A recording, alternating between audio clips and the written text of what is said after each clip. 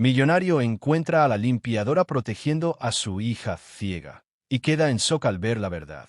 El viento soplaba con furia aquella noche en Madrid, haciendo temblar las ventanas del lujoso ático de Alejandro Salazar, un empresario cuya fortuna parecía infinita, pero cuya vida se sentía vacía.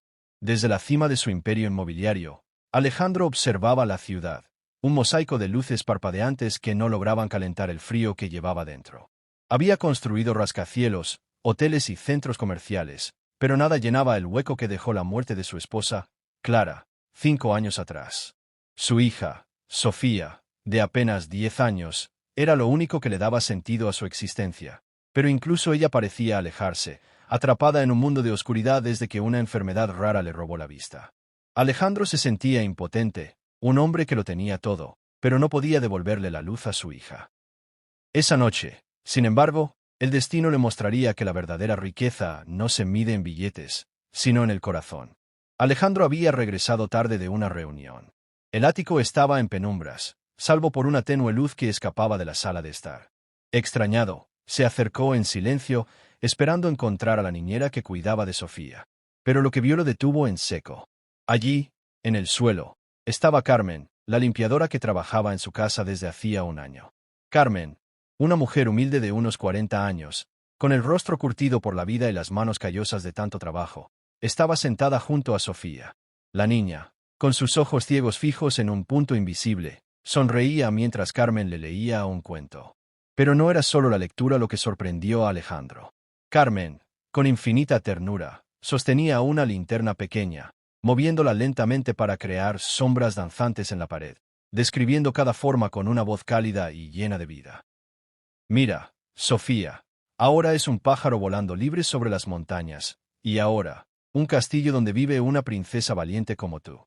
Sofía reía, sus manitas extendidas como si pudiera tocar las sombras.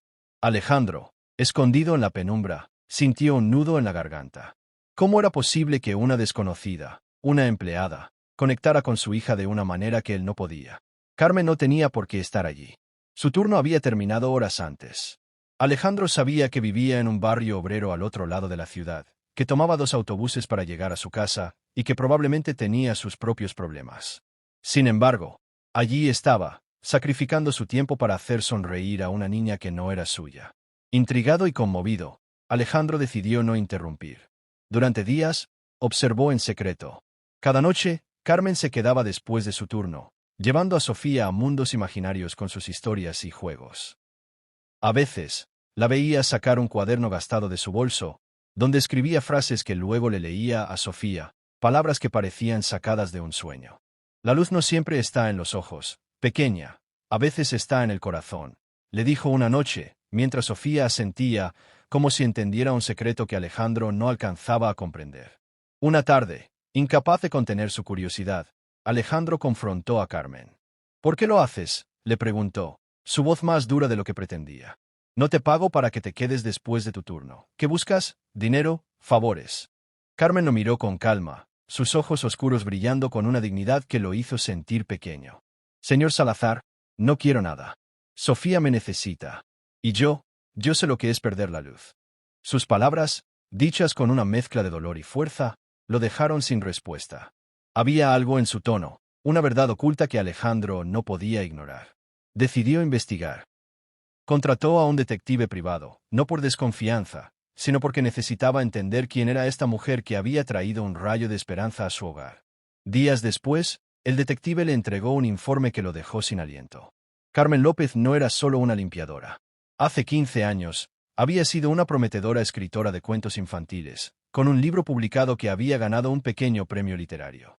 Pero su vida dio un giro trágico cuando su esposo murió en un accidente y ella quedó sola con su hija, Elena, una niña que, al igual que Sofía, había perdido la vista por una enfermedad genética. Carmen había abandonado sus sueños para trabajar día y noche, pagando tratamientos que nunca llegaron a curar a Elena. Finalmente, la niña falleció a los 12 años, dejando a Carmen en un abismo de dolor.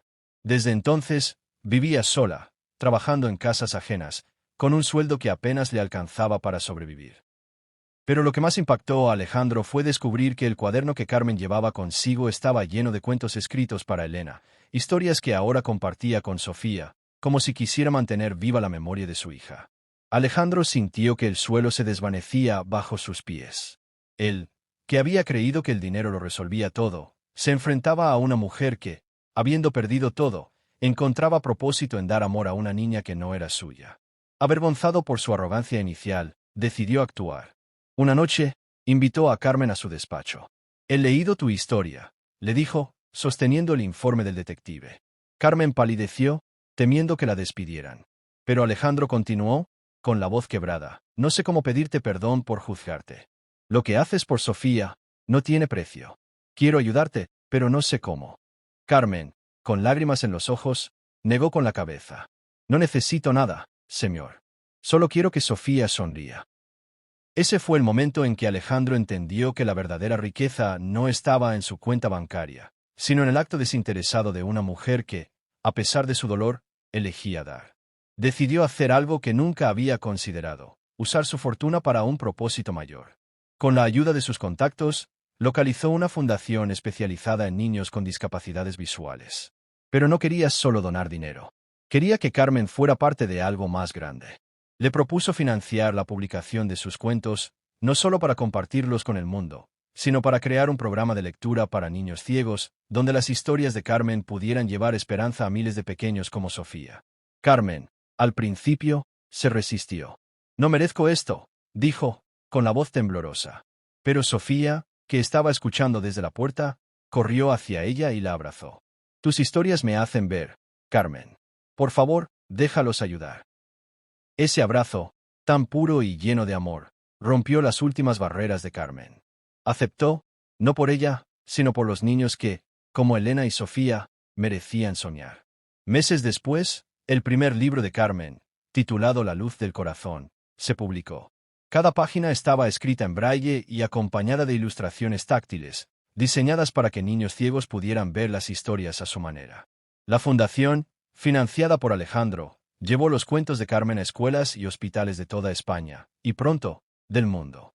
En la presentación del libro, Alejandro vio a Sofía, radiante, sosteniendo la mano de Carmen mientras leían juntas el primer capítulo. La niña, que rara vez hablaba en público, se puso de pie y dijo: «Carmen me enseñó que no necesito ojos para ver el mundo. Solo necesito amor». La audiencia, con los ojos llenos de lágrimas, aplaudió, mientras Alejandro, desde el fondo, sintió que por primera vez en años, su corazón estaba completo. La vida de Alejandro cambió para siempre. Dejó de perseguir contratos millonarios y comenzó a invertir en causas que importaban. Carmen, por su parte, encontró un nuevo propósito, escribiendo historias que sanaban heridas invisibles. Y Sofía, con su sonrisa, se convirtió en el puente que unió dos almas heridas por la pérdida, demostrando que la bondad, aunque pequeña, puede iluminar incluso los rincones más oscuros. En un mundo obsesionado con la riqueza material, esta historia nos recuerda que el verdadero tesoro es el amor que damos sin esperar nada a cambio. Un amor que, como las sombras danzantes de Carmen, puede hacer que hasta los ciegos vean la luz.